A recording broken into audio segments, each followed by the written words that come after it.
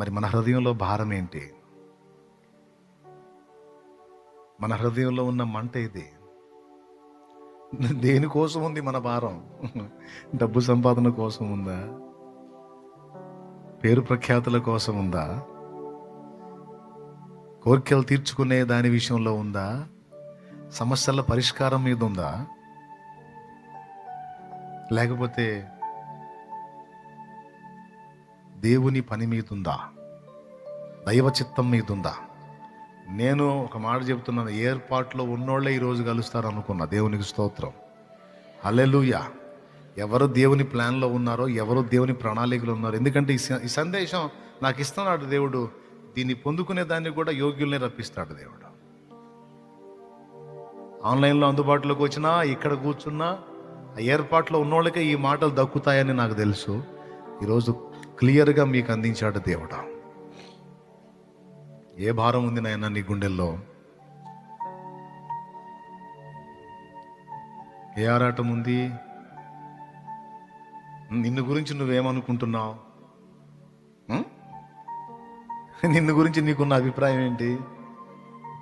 ఇర్మియా గురించి తనకున్న అభిప్రాయం చిన్నోడు బాలుడు అని. యెషయాకి తనకున్న అభిప్రాయం అపవిత్రుడని. మోషే తన విషయంలో తనకున్న అభిప్రాయం బలహీనుణ్ణి అని. పౌలుకు తన విషయంలో తనకున్న అభిప్రాయం ఏంటో తెలుసా? రోగగ్రస్తుణ్ణి, బలహీనుణ్ణని. ప్రభు అన్నాడు, నువ్వెప్పుడు బలహీనుడువో అప్పుడే బలవంతుడు. ఎందుకంటే నువ్వు బలహీనుడు అయినప్పుడు నా శక్తి నీ మీద పరిపూర్ణమైతే,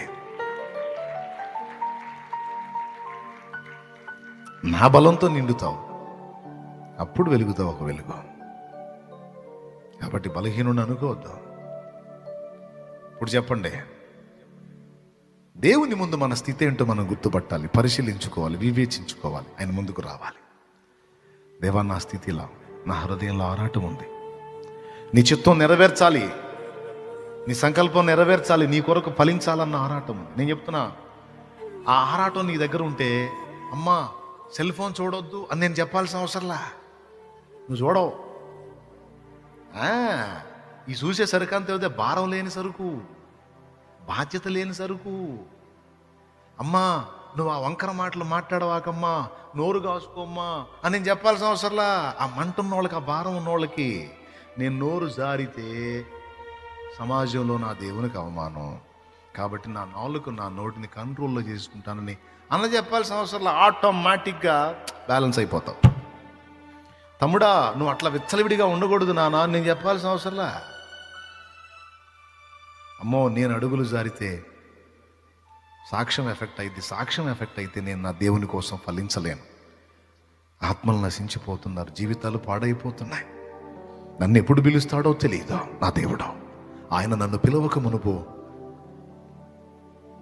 కొంతమందినైనా రక్షించి నా ప్రభు దగ్గరికి చేరాలి. కొంతైనా నా దేవుని చిత్తం చేసి నేను నా దేవుడి దగ్గరికి చేరాలి. లేకపోతే నా సృష్టికర్త చిత్తం నెరవేర్చకపోతే, నా సృష్టికర్త ఉద్దేశాన్ని నెరవేర్చకపోతే నేను ఎందుకు పుట్టినట్టు, ఇంతకాలం ఎందుకు బతికినట్టు? నా కోసమా? నన్ను నిర్మించింది నా కోసమా, ఆయన కోసమా? ఆయన కోసం అయినప్పుడు మరి నా ద్వారా ఆయన పని ఏం జరిగింది?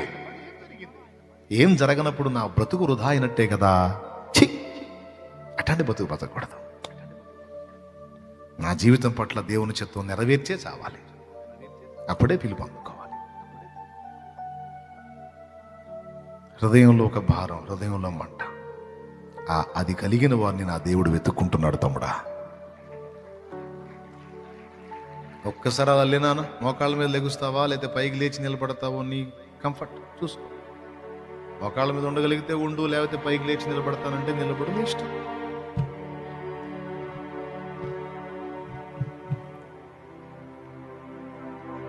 ప్రవర్తన కాచుకో అని భారం ఉన్న వ్యక్తికి చెప్పాల్సిన అవసరంలా.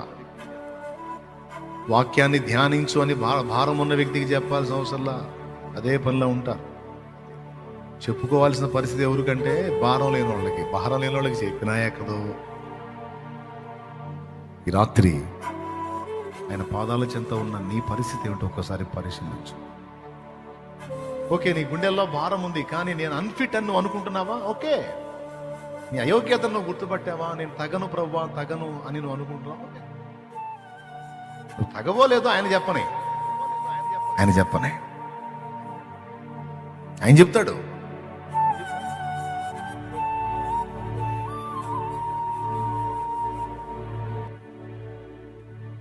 ఏం ప్రార్థన చేస్తావో చెయ్యి, విన్నదాన్ని బట్టి ఏం ప్రార్థన చేస్తావో చెయ్యి. మంచి మనస్సాక్షి కలిగిన దానివి నువ్వు, న్యాయంగా ఆలోచించే వ్యక్తివి నువ్వు తమ్ముడా. మంచి మనస్సాక్షి కలిగిన వాడివి నువ్వు. న్యాయమైన ఆలోచన ఉంది నీకు. మరి నీ సృష్టికర్త విషయంలో నీ న్యాయం ఏంటి? నశించిపోతున్న ఆత్మల విషయంలో నీ న్యాయం ఏంటి? నీ బాధ్యతల విషయంలో నీ భారం ఏంటి? నిన్ను నువ్వు గుర్తుపట్టావు, ఓకే. దేవుడు నిన్ను పిలుస్తున్నాడు మరి ఆయన పనికి. దేవుడు రమ్మంటున్నాడు ఆయన సేవకి.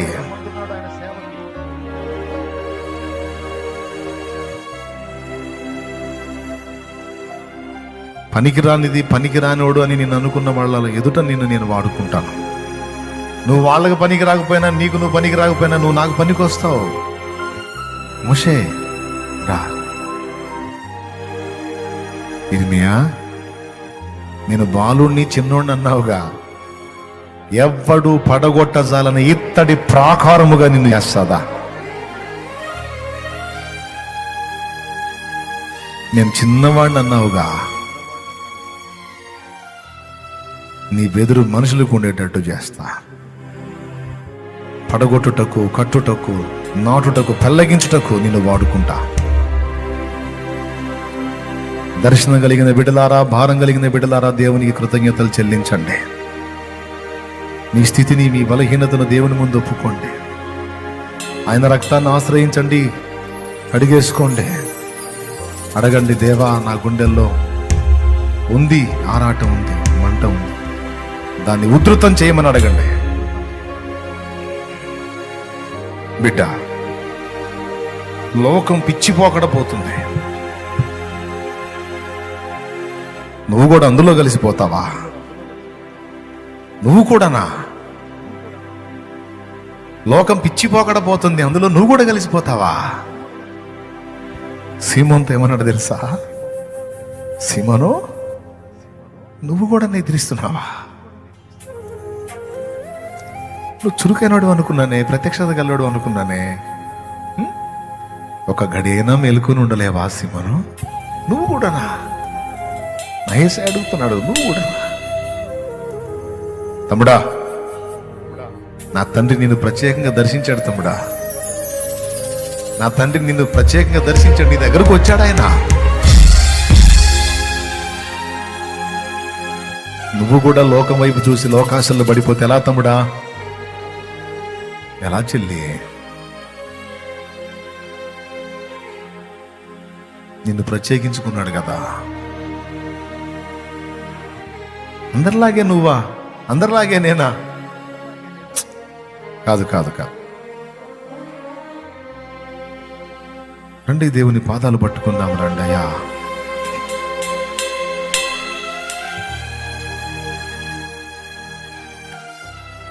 తండ్రి, నీకు స్తోత్రం, స్తోత్రం, స్తోత్రం, స్తోత్రం, స్తోత్రం. నీకేం తలంపులు రావట్లేదా? ప్రార్థన చేయడానికి ఏం రావట్లేదా? నాతో మాట్లాడాడు నాయన. ఎరా, అందరూ డబ్బులు, అందరూ సంపాదన, అందరూ పేరు ప్రఖ్యాతులు, అందరూ అప్పుల నుంచి విడుదల, అందరూ లోక సంబంధమైనవి వెతుకుతూ తిరుగుతున్నారు. నువ్వు కూడా దాన్నే వెతుకుతావా? కాదు నాయన, నువ్వు నా చిత్తం నెరవేర్చాలి, నువ్వు నా పని చేయాలిరా. నా ఏర్పాటు ఉంది నాయన. నిన్ను చూశాను, నీ హృదయంలో మంట ఉందిరా, భారం ఉందిరా. దాన్ని చల్లార్చుకోవాకు నాన్న, చల్లార్చుకోవాకురా. రా, నా చేతుల్లోకి రా. నా పిలుపుకు లోబడు. నిన్ను మనుషుల్ని బట్టి జాలరిగా చేస్తాను. చాలా జీవితాలు వెలిగించబడాలి నీ ద్వారా. చాలా మంది కొరకు వాడబడాలి నువ్వు. నాకేం తెలుసు అండి ఇంత పని చేస్తాడని? నాకేం తెలుసు ఇంత ప్రణాళిక నా ఎడల ఆయన కలిగి ఉన్నాడని? నాకు తెలియదు. నా ప్రార్థన ఒక్కటే, అప్పులు తీర్చు, వ్యాపారాన్ని అభివృద్ధి చేయి, డబ్బులు సేవకులే సాయం చేస్తా. ఈ నా డైలాగులు ప్రార్థనలో. నాకు అలా చేయి, నాకు ఇలా చేయి, నన్ను ఇలా దీవించు, నన్ను అలా దీవించు. మంచిగా సంపాదన ఇవ్వు. ఇట్లాంటి ప్రార్థనలో నిజంగా ఆయన నేను చేసిన ప్రార్థన విని అట్లనే చేస్తుంటే నా బ్రతికి ఎలా ఉండేదో. కానీ నా ప్రార్థన ఆ విషయంలో వినలే. ఇంతకంటే ఉత్తమమైనది నీకు కేటాయించాను అన్నాడు. ఈరోజు నా జన్మ ధన్యం చేశాడు నా తండ్రి. నా జన్మ ధన్యం చేశాడు.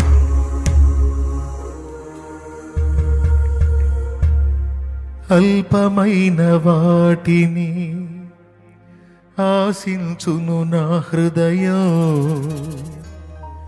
అధికమైన మేళ్లను దాచును నీ మంచితనం.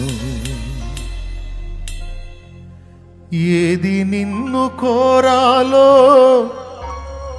ఎరుగదు నా వెర్రితనం,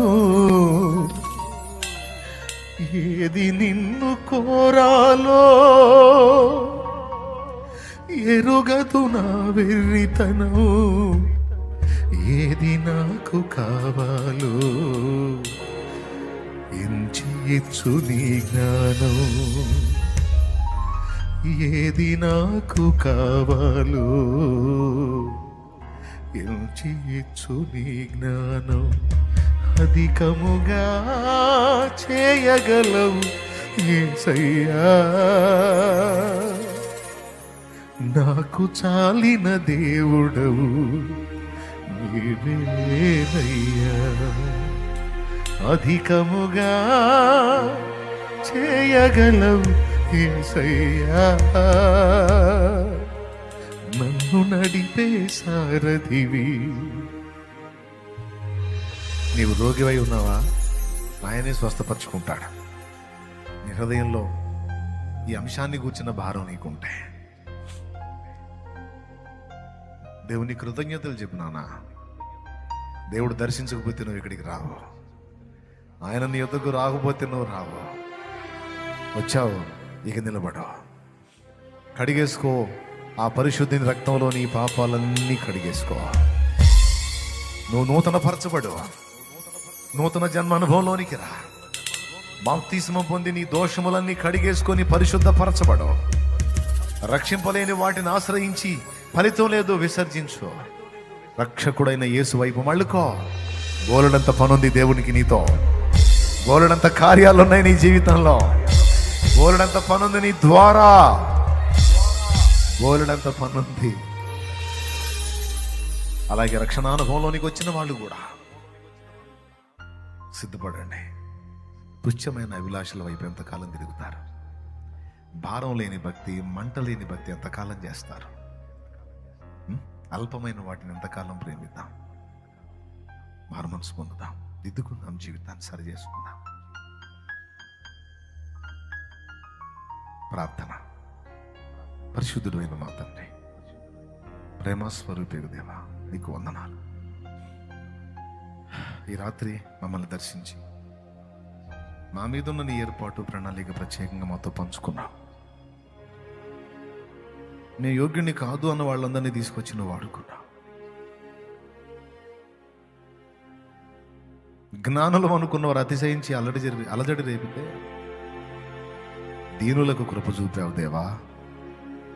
దీనులుగా నీ ముందున్నారు, నానా బాధల్లో ఉన్నారు, శ్రమలో ఉన్నారు, దుఃఖంలో ఉన్నారు, కన్నీళ్లలో ఉన్నారు, నానా రకాలుగా విడుదల కొరకు వెతికి వెతికి వెతికి వెతికి తిరిగి తిరిగి తిప్పలు పడి విసిగి వేసారి ఉన్నారు. వీరిలో కొంతమందికి విడుదల అవసరం, స్వస్థత అవసరం, ఆదరణ అవసరం. కొంతమందికి నీ కార్యాలు అవసరం, కొంతమందిని నువ్వు దర్శించడం అవసరం. తండ్రి, దర్శించు. కొంతమందిని నువ్వు స్పర్శించడం అవసరం, స్పర్శించు.